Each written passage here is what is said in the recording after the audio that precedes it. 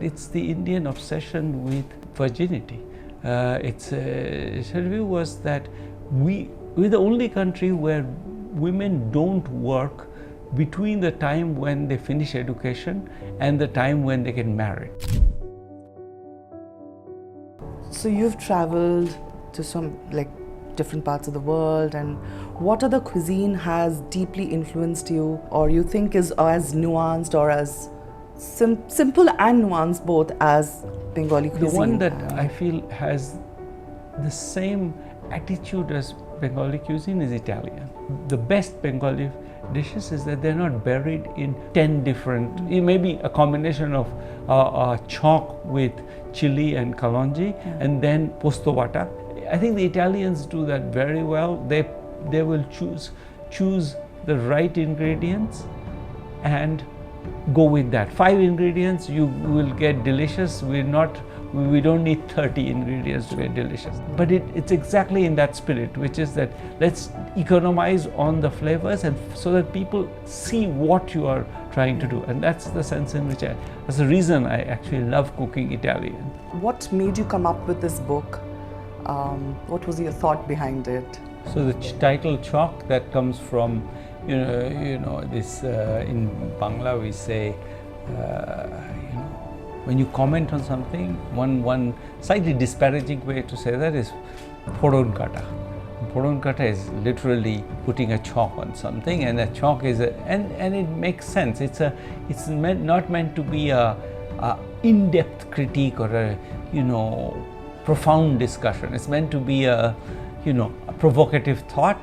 Think about this. It's Sunday morning reading, so it's not meant to be solid research piece. It's meant to be, and there the food really helps in kind of grounding it in a bit in the way that allows you to talk about many things, but without kind of the academic heaviness. And chalk is there. Both because of that and because we are mostly talking a lot about Indian food, and chalk really is the critical gesture of Indian food. We use it everywhere in India except in the northeast where they don't use a chalk, interestingly. Everywhere in India we use chalk, and no one else really uses chalk in the same way as us. And it's actually quite light-hearted. I was reading the book and I didn't expect it to be this easy reading and so free-flowing and so relatable. And that was that I think that's Shane's job.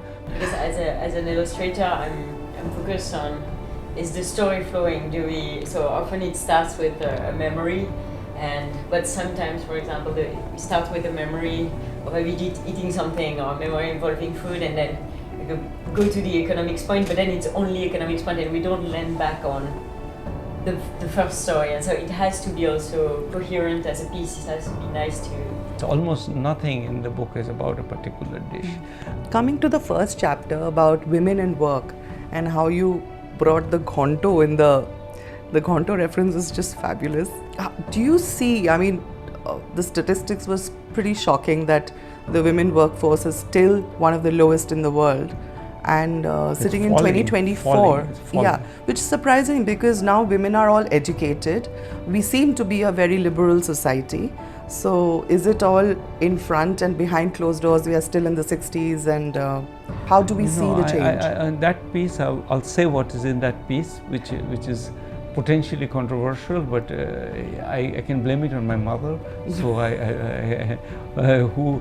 and her view was that it's the Indian obsession with virginity. Her view was that we're the only country where women don't work between the time when they finish education and the time when they get married. In every other country, that's when people work. Then people often withdraw from the labor force and may come back later.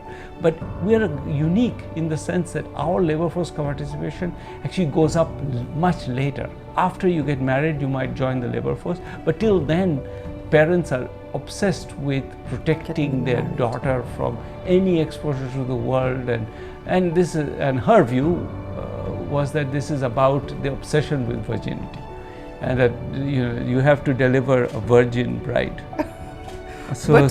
And I believe it. I think she's spot on right on this. I think, if anything, since people can afford to hold women back, it's got worse because we are getting richer, and richer means we don't need women to work as much. Yeah.